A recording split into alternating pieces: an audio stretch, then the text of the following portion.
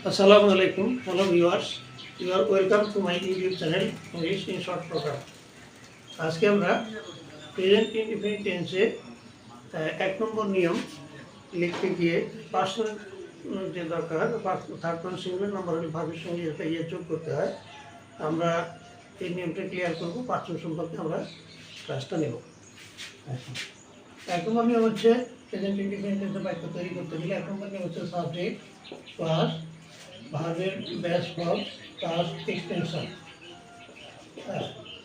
এখানে একটা ব্যতিক্রম আছে, সেটা হলো সাবজেক্ট যদি থার্ড পারসন সিঙ্গুলার নাম্বার হয়,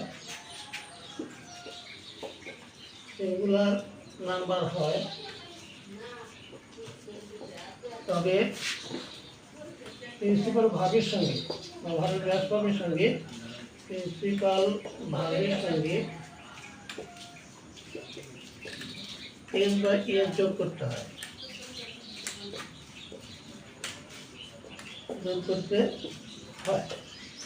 এখন আমরা পার্সন সম্পর্কে কি এটা সম্পর্কে আলাপ করবো, পরে নাম্বার সম্পর্কে আলাপ করবো।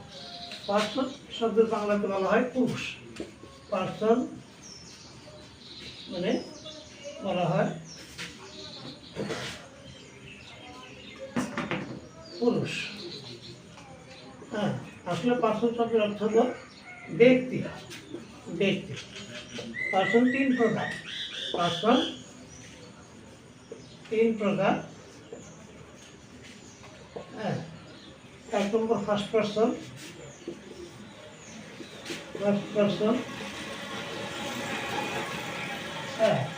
যা বক্তা নিজেকে বোঝাতে ব্যবহার করে। বক্তা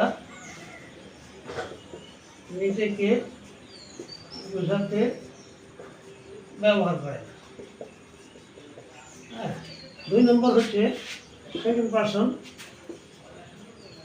পার্সন বক্তা যাকে সামনে নিয়ে কথা বলে।